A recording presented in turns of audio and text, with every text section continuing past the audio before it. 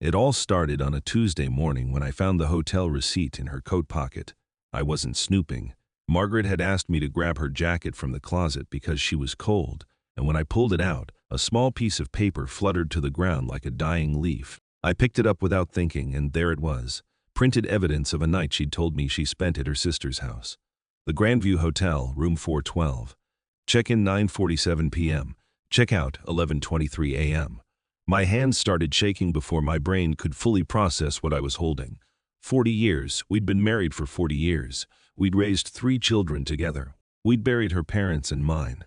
We'd survived cancer scares, financial disasters, and every storm that life had thrown at us. And now, standing in our bedroom, the same bedroom where we'd made love thousands of times, where we'd comforted each other through nightmares, where we'd planned our future, I was holding proof that it had all been a lie.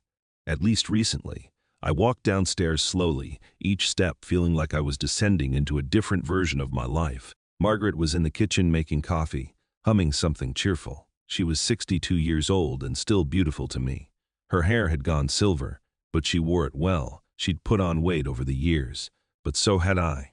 We were supposed to grow old together. That was the deal.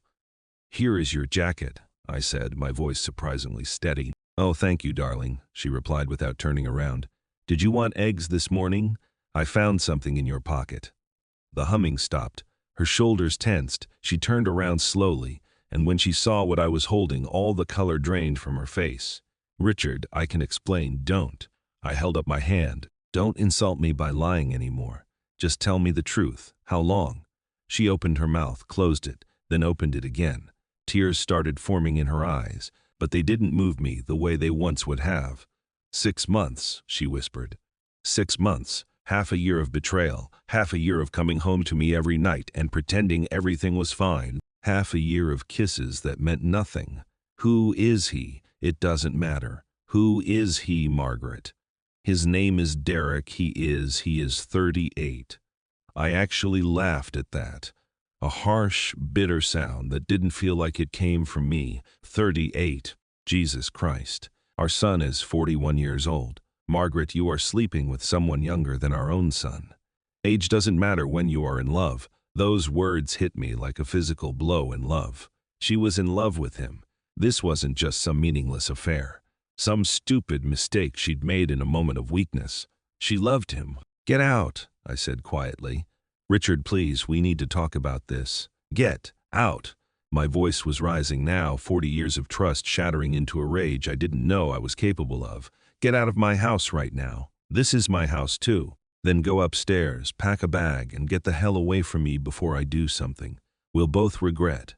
She stood there for a moment, tears streaming down her face, but I felt nothing. No sympathy, no desire to comfort her. She'd killed that part of me with a younger man in a hotel room while I was at home watching television and thinking about how lucky I was to have her. Margaret left that morning, and I sat alone in our kitchen for hours, staring at nothing. The coffee maker beeped when the pot was ready, but I didn't move. The phone rang multiple times, probably her, probably the kids, but I didn't answer. I just sat there, feeling my entire life crumbling around me like a building with a demolished foundation. Eventually, I got up and went to my office. I kept important documents in a fireproof safe: wills, deeds, titles, and yes, our prenuptial agreement. We'd signed it 40 years ago, back when we were young and stupid and thought we were being smart. Margaret's father had insisted on it. He'd been a wealthy man, and he wanted to make sure his daughter was protected if things went south. I'd never read it carefully after we signed it. Why would I? I loved Margaret. I planned to spend forever with her. The prenup was just a formality to keep her father happy. But now, sitting at my desk with the 30-page document spread out in front of me, I read every single word. And that is when I found it. Clause 17, subsection C. I had to read it 3 times to make sure I understood what it said. In the event of marital dissolution due to adultery committed by the second party, Margaret, all assets acquired during the marriage, including but not limited to real property, investments, business interests, and financial accounts, shall be awarded to the first party, Richard, regardless of initial contribution or title holder, with the exception of assets explicitly designated as separate property in writing and notarized by both parties. I sat back in my chair, my heart pounding. During our 40 years together, Margaret and I had built a considerable fortune. I'd started a commercial real estate company that had done very well. We owned 12 rental properties. We had investment accounts worth over $3 million. We had a vacation home in Lake Tahoe. We had 2 classic cars that Margaret had bought as investments. And according to this clause that she'd apparently forgotten about, a clause her own father had insisted on including if I could prove adultery, all of it became mine. All of it. I picked up the phone and called Gerald Hutchinson, the best divorce attorney in the state. We'd played golf together for 15 years. I'd always joked that I'd never need his services. "Gerald, it is Richard Morrison. I need to hire you." The legal process was brutal and swift. Margaret hired her own attorney, aggressive woman named Patricia Chen, who had a reputation for destroying husbands in divorce court. But when Gerald presented the prenuptial agreement and the hotel receipt as evidence of adultery, I watched Patricia's face fall. She asked for a recess, and I saw her through the conference room window, having what looked like a very intense conversation with Margaret. Margaret hadn't remembered the clause, or maybe she'd never fully understood it. Her father had died 20 years ago, and we'd never discussed the prenup since signing it. It had just been sitting in my safe, waiting for this exact moment like a ticking bomb. My client would like to propose a settlement. Patricia said when we reconvened, she is willing to forgo any claim to the business and rental properties in exchange for the vacation home and half of the investment accounts. Gerald looked at me. I looked at Margaret. She was crying again, mascara running down her face, looking like a stranger to me. This woman who I'd loved more than life itself. This woman who'd given me 3 beautiful children. This woman who'd destroyed everything we'd built for a man young enough to be her son. "No," I said simply. "Richard, please be reasonable," Patricia started. "The prenup is clear. She committed adultery. She gets nothing." "You can't do this." Margaret's voice cracked as she stood up. "Richard, those are my properties too. I helped build this. I worked alongside you for 40 years. And then you threw it all away for a 38-year-old boy," I replied coldly. "You made your choice, Margaret. Now live with it." "Your Honor," Patricia addressed the judge, "my client acknowledges the affair, but she disputes that the prenuptial agreement should be enforced in such a draconian manner. She contributed significantly to—" "Counselor," Judge Martinez interrupted, "I've reviewed the prenuptial agreement. It was properly executed. Both parties had independent legal counsel at the time of signing, and the language is unambiguous. Unless you have grounds to invalidate the agreement itself, I am inclined to enforce its terms." "But, Your Honor, does your client have documentation showing that any of the disputed assets were explicitly designated as her separate property in writing and notarized, as required by the exception clause?" Patricia shuffled through her papers. Margaret shook her head. She had nothing. "Then I am going to grant Mr. Morrison's petition. All marital assets, as defined in the prenuptial agreement, are awarded to the petitioner. Mrs. Morrison will retain only those assets that were hers prior to the marriage, which, according to these documents, amounts to approximately $47,000 in a personal savings account." Margaret collapsed in her chair. $47,000. That was all she'd have left from 40 years of marriage. Everything else, the properties, the investments, the cars, the vacation home, all of it was now legally mine. I should have felt victorious. Instead, I felt hollow. The next few months were a nightmare. Our children were devastated. James, our oldest, stopped speaking to me entirely. He thought I was being cruel and vindictive. Catherine, our middle child, tried to play mediator, begging me to reconsider. Only Michael, our youngest, seemed to understand why I'd done it, though even he thought I'd gone too far. "Dad," Michael said to me one evening as we sat in my house. "My house now legally, I get that. You are hurt. Mom messed up badly. But this is brutal." "She was brutal first," I replied, pouring myself another whiskey. "I'd been drinking more since the divorce. She destroyed our marriage. She destroyed our family. Why should I show her mercy? Because you are better than this. You are better than her worst moment." His words haunted me, but I pushed them away. I'd spent 40 years being the good guy, the faithful husband, the provider, the partner, and what had it gotten me? Betrayal, humiliation. A wife who chose a younger model because I wasn't exciting enough anymore. Margaret moved into a small apartment on the other side of town. I heard through Catherine that she'd gotten a job at a bookstore. her first job in 35 years. She'd been a stay-at-home mother when the kids were young, and then she'd helped me with the business, handling administrative work and property management. But she'd never had her own career, her own income, her own financial independence.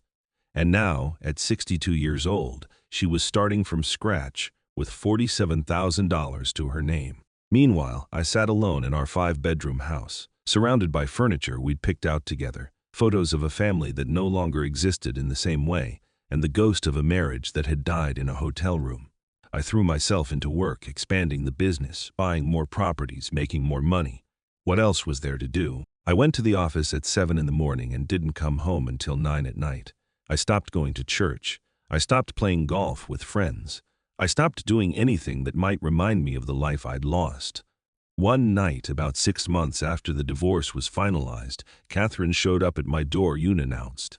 "We need to talk," she said, brushing past me into the house. "About what?" "About Mom." I poured myself a drink. "I don't want to hear it." "Too bad. You are going to listen." Catherine had always been the tough one, the fighter. "Do you know what her life is like now? She works 50 hours a week at minimum wage. She can barely afford her rent. She has lost weight because she can't always afford groceries. She is depressed. Dad, really depressed. Her doctor put her on medication. That is not my problem." "Yes, it is. She was your wife for 40 years, the mother of your children, and you've reduced her to poverty because you wanted revenge. She made her choice. She made a mistake." Catherine's voice rose. "A terrible, awful mistake. But people make mistakes, Dad. Are you really going to punish her for the rest of her life? She didn't just make a mistake. She had a 6-month affair. She lied to me every single day. She told me she loved me while she was sleeping with someone else. That is not a mistake, Catherine. That is a betrayal of everything we built together. And you took everything as punishment? Don't you think that is enough? Don't you think she has suffered enough?" I wanted to say yes. Some part of me, buried deep beneath the anger and hurt, wanted to say that she'd suffered enough. But the louder part, the part that still woke up at 3 in the morning replaying the moment I found that hotel receipt, said no. She made her bed.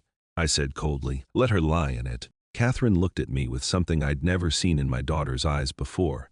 Disgust. "You know what the saddest part is? Mom didn't just destroy your marriage. You've destroyed the father we used to know. The kind, generous man we grew up admiring. He is gone, and I don't know if he is ever coming back." She left, and I stood alone in my kitchen, her words echoing in the empty house. 2 weeks later, I ran into Derek at a restaurant. I was meeting a client for lunch when I saw him at the bar, tall, fit, handsome in that generic way that men in their 30s can be. He was with a woman, laughing, touching her arm, completely carefree. It wasn't Margaret. I excused myself from my client and walked over to him. "Derek," he turned, and I watched recognition dawn on his face, followed quickly by fear. "Mr. Morrison, I didn't expect. Where is Margaret?" He had the decency to look uncomfortable. "We're not together anymore." "Since when?" "About 3 months ago. Look, I am sorry about what happened. It was wrong. I shouldn't have gotten involved with a married woman. But you did, and now she has lost everything while you were here with—" I glanced at the woman beside him. "Amanda," she supplied helpfully. "While you are here with Amanda, living your life like nothing happened." Derek shifted on his bar stool. "I didn't force Margaret into anything. She made her own choices. She was going through a midlife crisis, and you took advantage of it. That is not fair. I cared about her, but after everything that happened with the divorce, the stress, the guilt, it was too much. We wanted different things. I wanted to hit him, 40 years of being a civilized, controlled man, and I wanted to punch this boy in his perfect face. But instead, I just laughed. That same bitter laugh that had become familiar since the divorce. You know what is funny? I destroyed her life because of you, and you couldn't even stick around to make it worthwhile." I walked away before he could respond, but his words followed me. She made her own choices. Had she, or had I just made mine, and made sure she paid the ultimate price? That night, I pulled out our old photo albums. I hadn't looked at them since the divorce. Photos of our wedding day, Margaret in white, me in my rented tux, both of us so young and hopeful. Photos of her pregnant with James, glowing with joy. Photos of family vacations, birthday parties, Christmases, graduations. A lifetime documented in glossy prints. In every single photo where we were together, we were smiling, we looked happy, we looked in love. When had that changed? When had we stopped being those people? I thought about the last few years before the affair. I'd been busy with work, always busy. Margaret had complained that we never went out anymore, never did anything fun. I'd brushed her off, saying we'd have time for that after I closed the next deal, after I bought the next property, after she'd asked me to go dancing for our 39th anniversary. I'd been too tired. She'd wanted to take a cruise for our 40th.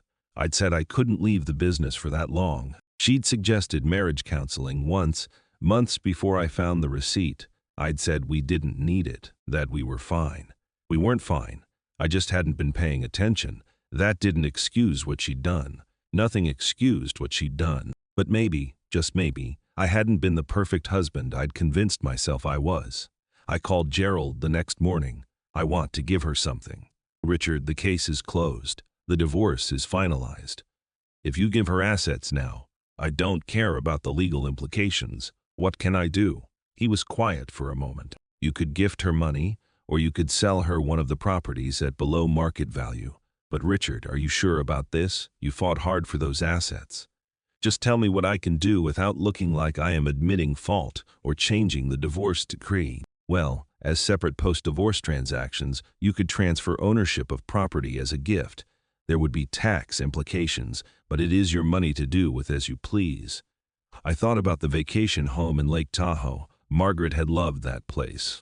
We'd spent 2 weeks there every summer, watching our kids learn to swim in the lake, hiking through the mountains, sitting on the porch at sunset. Some of my happiest memories were in that house. Transfer the Lake Tahoe property to her as a gift. Richard. Gerald. Today he did, though. I could hear the confusion in his voice. The paperwork was processed within a week. I didn't tell anyone. I didn't call Margaret to explain. I just had the deed transferred to her name and waited. Catherine called me 3 days later, sobbing, "Dad, what did you do?" I gave her the house. But why? I thought I wanted revenge. I got it. Turns out it tastes like ashes. Dad, her voice softened. Mom cried for 2 hours when she got the papers. She said she doesn't deserve it. She probably doesn't, but she doesn't deserve to be destitute either. It wasn't enough. I knew that. One house didn't make up for taking everything else, but it was a start. Over the next 6 months, I made other moves. I sold her one of the rental properties for $1. I transferred half of one of the investment accounts to her name. I didn't give her everything back. I couldn't bring myself to do that. But I gave her enough that she could quit her job at the bookstore, have a decent income from the rental property, and live comfortably. We didn't speak during any of this. All the transfers happened through lawyers and accountants. I didn't want her gratitude, and I didn't want to explain myself. I just wanted to stop feeling like a monster every time I looked in the mirror. James started speaking to me again. Michael came by more often. Catherine hugged me so tightly the next time I saw her that I thought my ribs might crack. But I was still alone, still waking up in an empty house, still eating dinner by myself, still sleeping on one side of a king-sized bed. 1 year after the divorce, I sold the house. Too many memories, too many ghosts. I bought a smaller place closer to downtown, something modern and impersonal, a place where Margaret had never been, where I could start fresh. On moving day, I found a box in the back of the closet that I'd forgotten about. Inside were letters Margaret had written to me over the years but never sent. Love letters mostly from different periods of our marriage. I sat on the floor of the empty bedroom and read every one. Moan, dated from 5 years ago, stopped me cold. My darling Richard, I know you'll never read this because I am too afraid to give it to you. But I am so lonely. You are always working, always distracted. I feel invisible in my own marriage. I look at you sometimes and wonder if you even see me anymore. I am not the young woman you married. I am older, slower, less interesting. Sometimes I wonder if you stay with me out of obligation rather than love. I would never leave you.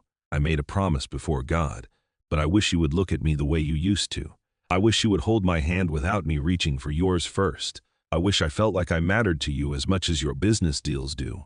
I love you so much it hurts sometimes. But I don't think you love me the same way anymore, and I don't know how to fix that. I don't know how to make you see me again. I read it 3 times. tears streaming down my face. She'd felt invisible, unloved, and I'd been so busy building an empire that I'd missed the fact that my queen was lonely. What she did was still wrong. I hadn't driven her to cheat. That was her choice, her moral failing. But I had driven her to a place of vulnerability where someone like Derek could swoop in and make her feel special again, make her feel seen. I pulled out my phone and stared at her number. I'd deleted it after the divorce, but had re-added it when I started transferring assets. My finger hovered over the call button. What would I even say? I am sorry. I forgive you. Can we start over? We couldn't start over. Too much had happened. Too much trust had been broken on both sides, but maybe we could find something else. Not reconciliation, but resolution. I pressed the button. She answered on the third ring. Hello. Her voice was cautious. It is Richard.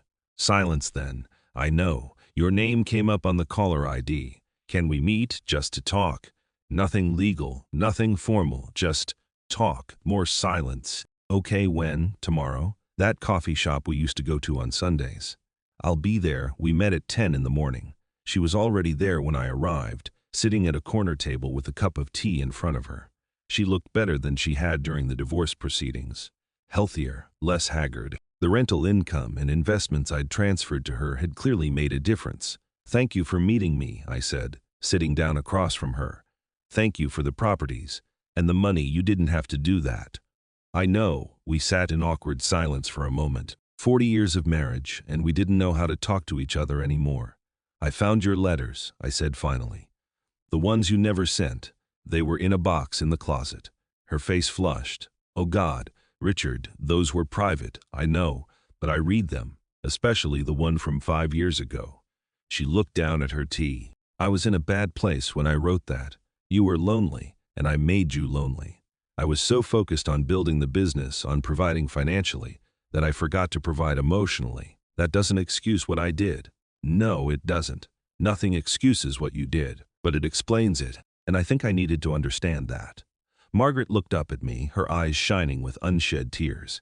I am so sorry, Richard. I destroyed everything. Our marriage, our family, your trust. I don't expect forgiveness. I just want you to know that I am sorry. I am sorry, too. Sorry that I didn't see what was happening. Sorry that I made you feel invisible. Sorry that I didn't fight for us before it was too late. What I did to you was cruel. What I did to you afterward was cruel, too. Taking everything, leaving you with nothing. That wasn't justice. That was revenge. And revenge doesn't fix anything. She reached across the table and put her hand on mine. I didn't pull away. Can I ask you something? Anything. If I hadn't cheated, if things had just continued the way they were, do you think we would have made it to 50 years? I thought about that, really thought about it, honestly, probably. We would have coasted along, comfortable but disconnected, until one of us died, and we would have called it a successful marriage because we'd stayed together. That is sad, it is, but it is the truth. We talked for 2 hours. About the affair, about Derek, about the divorce, about the kids, about all the years we'd been happy and all the ways we'd failed each other in the end. It wasn't easy. There were tears and raised voices and moments where I wanted to walk away. But we got through it. As we were leaving, Margaret said, I don't know if you'll ever truly forgive me, but I hope someday we can at least be friends for the kids' sake if nothing else. I'd like that, I said, and I meant we didn't get back together. Some things once broken can't be fixed. But over the next year, we slowly rebuilt a friendship. We had coffee every few weeks. We showed up together for family events. We learned how to be in each other's lives without the weight of marriage and betrayal crushing us. I started dating eventually. Nothing serious, just companionship. Margaret started seeing someone too, a man her own age, a widower named Tom who treated her well. I met him at Catherine's birthday party and found myself liking him despite myself. He is good for her, Michael told me that night. He makes her happy. Good, I said, and I meant that too. I am 72 now. 10 years have passed since that Tuesday morning when I found the hotel receipt. I still have most of the assets I fought for in the divorce, though I've given more away to the kids over the years. I sold the business last year and retired. I travel now, something Margaret and I never did enough of. She is doing well. The rental property provides steady income, and she and Tom bought a small place together near the grandkids. We're cordial, sometimes even warm with each other. We can sit at the same Thanksgiving table without tension. We can watch our grandchildren play together without the weight of the past suffocating us. But I still think about that prenuptial agreement. About Clause 17, subsection C, about the moment I realized I could take everything from her and made the conscious choice to do exactly that. I've asked myself 1,000 times if I would do it differently if I could go back. The answer isn't simple. What she did was wrong. She betrayed me in the deepest way possible. But what I did in response, reducing her to poverty, stripping away her security at 62 years old, that was wrong too. Two wrongs didn't make a right. They just made two people who'd once loved each other into enemies. The lessons I've learned are hard ones. Love isn't just a feeling, it is a daily choice, a constant effort. You can't neglect your partner for years and expect them to feel cherished. You can't put work above the person you promised to honor. And when betrayal comes, because in long enough relationships some kind of betrayal usually does, revenge won't heal you. It'll just make you into someone you don't recognize. I look at photos of Margaret and me from 40 years ago, and I see two kids who had no idea how hard marriage would be, how much work it would take, how easy it would be to lose each other while living in the same house. We failed each other in different ways at different times. She failed me when she betrayed our vows. I failed her long before that, through 1,000 small neglects that added up to loneliness. The prenuptial agreement gave me the legal right to take everything. But having the right to do something doesn't mean it is the right thing to do. I learned that too late, after I'd already burned everything down. Now, sitting in my apartment with a cup of coffee and the morning paper, I am at peace with the choices I made, both the vindictive ones and the redemptive ones. I am at peace with Margaret finding happiness with someone else. I am at peace with being alone. Because here is the final truth I've learned. Marriage isn't about staying together no matter what. It is not about suffering in silence or getting revenge when you are wronged. It is about choosing each other every single day, even when it is hard, especially when it is hard. Margaret and I stopped choosing each other long before she checked into that hotel room. We just didn't realize it until it was too late. So yes, I used that prenuptial clause to take everything she owned, and yes, I eventually gave much of it back. Both actions were about control, first taking it, then relinquishing it. But control doesn't heal wounds. Forgiveness does. Understanding does. Letting go does. I don't regret the divorce. I don't regret protecting myself legally, but I do regret the cruelty of my initial response. I regret prioritizing revenge over humanity. I regret that it took me months to remember that before she was the woman who betrayed me, she was the woman I'd loved for 40 years. That is my story, a cautionary tale about love, betrayal, revenge, and the long road to redemption. If there is wisdom here, it is this: when someone you love breaks your heart, you have every right to be angry. You have every right to protect yourself. But don't let your pain turn you into someone cruel. Don't let the worst thing they ever did become the worst thing you ever did, because you still have to live with yourself after the anger fades. And trust me, living with yourself is a lot easier when you choose mercy over vengeance, even when vengeance is legal, justified, and entirely within your rights. I chose vengeance first, then I chose mercy. I wish I'd had the wisdom to skip the first part. But life doesn't work that way. We make our choices, we live with the consequences, and if we're lucky, we learn something along the way. I learned that holding on to anger is like drinking poison and expecting the other person to die. I learned that financial revenge doesn't fill the hole in your heart. I learned that forgiveness isn't about forgetting or condoning. It is about refusing to let someone else's worst moment define the rest of your life. Most importantly, I learned that love requires attention, effort, and choice. Every single day. Without that, all the legal protections in the world won't save your marriage. Margaret and I didn't make it to 50 years together, but in our own strange way, we made it through. We survived the betrayal, the divorce, the anger, and the grief. We came out the other side as different people, scarred, wiser, and finally at peace. That is more than many couples manage, and in the end, maybe that is enough.